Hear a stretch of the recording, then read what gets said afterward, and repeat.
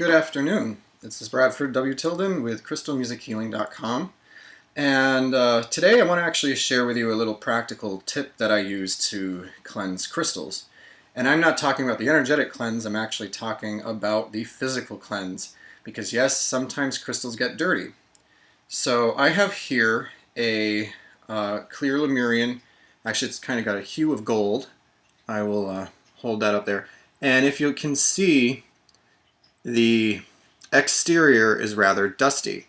Now this is pretty common with natural crystals because they're shipped for protection in barrels of dust, and they are cleansed off, somewhat adequately when they're taken out of the barrels and offered for sale.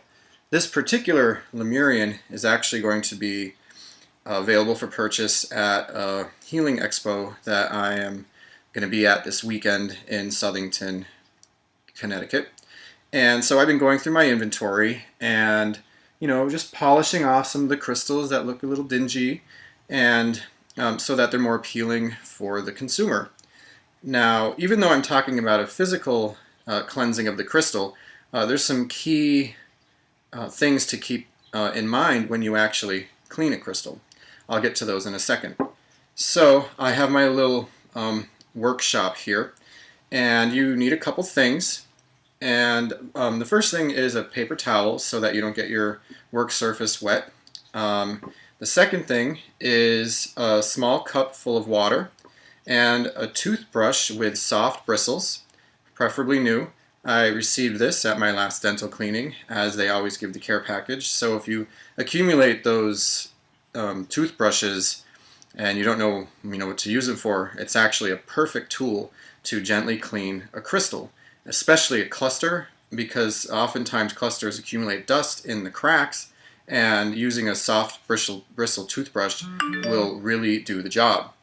So the other thing that you want to use, which actually is sort of spruces up the cleaning process, is some natural salt.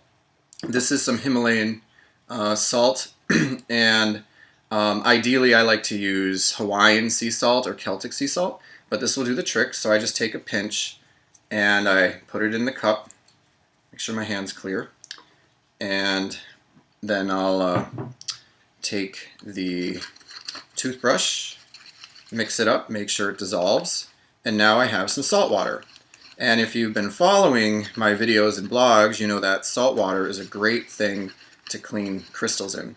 And I recommend soaking them in salt water for a period of time at your or the crystal's discretion. But this is also a solution. So now I've got the water dissolved, and I just sort of begin to brush it as if I'm brushing my teeth. Now I took a before picture, and I will take an after picture, and I hope that the difference is perceivable. Now, when you're cleaning the crystal physically like this, it's actually a wonderful opportunity to program the crystal, or get to know the crystal better, or better yet, to just send the crystal love, like a parent washing an infant child, like shampooing their hair or something. See, because you're going to be handling it for quite some time while you're cleaning it, and you just want to send it love. Make sure that you're breathing, you're tranquil, you're in a centered energy in your heart, and that energy will transmit to the crystal, and it will be infused with that love energy, and it will really radiate that energy out into the space, or to the person who's using it.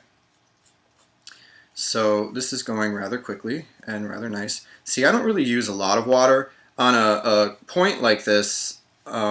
There's not really many places where the grime can get in. Usually it's at the point of separation from the cluster or from the matrix that it grew, where it's not the actual crystal, but the rough end, which I'm working on right now.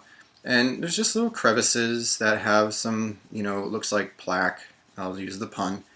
And you can just go in and you can gently scrape it away. And it only takes a few minutes, depends on how anal retentive you are. But I I tend to be very anal retentive, and so I just want to, make sure that it's clean, especially because I want people to appreciate the value of crystals, and just taking these few moments of your time to send it some love and to give it a little physical cleansing. The crystal greatly appreciates it, but also, whether they know it or not, the person who comes in and looks at it and considers acquiring it, they will get that energy of care and thoughtfulness, and those are really important because these aren't just objects; they're living beings, and they deserve the respect as everything else. Just like a plant, if you don't water it, it'll wither and die. If you speak negatively towards it, it will shrivel and die. If you send it love and give it, sustenance periodically, it will flourish. So these principles of life and, all that fun stuff. So this took a lot less time than I thought. There's some little areas of resistance, but that's okay. Nothing's perfect. I mean, you could experiment with a firm bristle brush. I certainly wouldn't recommend a wire brush because that can actually scratch some crystals. And if you want to do this with any other type of crystal, there's something called the Mohs scale of hardness, which is a geological reference, and I believe the scale goes from, don't quote me on this, 1 to 7, I'll say, with 7 being the hardest, which is a diamond, and 1 being the softest. Talc is one of the softest stones. You can actually scratch talc with your fingernail. I can talk about the Mohs scale some other time, but it's a quick reference point if you want to make sure that whatever you're using to abrase or cleanse the crystal physically will not actually scratch it. Calcites, for one thing, are very gentle and brittle, and you do not want to get selenite wet because for some reason water tends to dissolve it, as it does to angelite. So that's about it. I'll just let it dry for, oh no, there's a little nook here that's got some funk. So I'm just going to go in with the brush, get that out, and kind of jab at it. I thought, I considered using an electric toothbrush, but I don't really know how that would work. I certainly know it'll make a mess because whenever it pops out of my mouth when I'm brushing, it sprays everywhere. I think that's maybe going a little too far. Some people, especially gemologists, they get really precise with instruments to really clean things out, like really really tiny picks and things like that.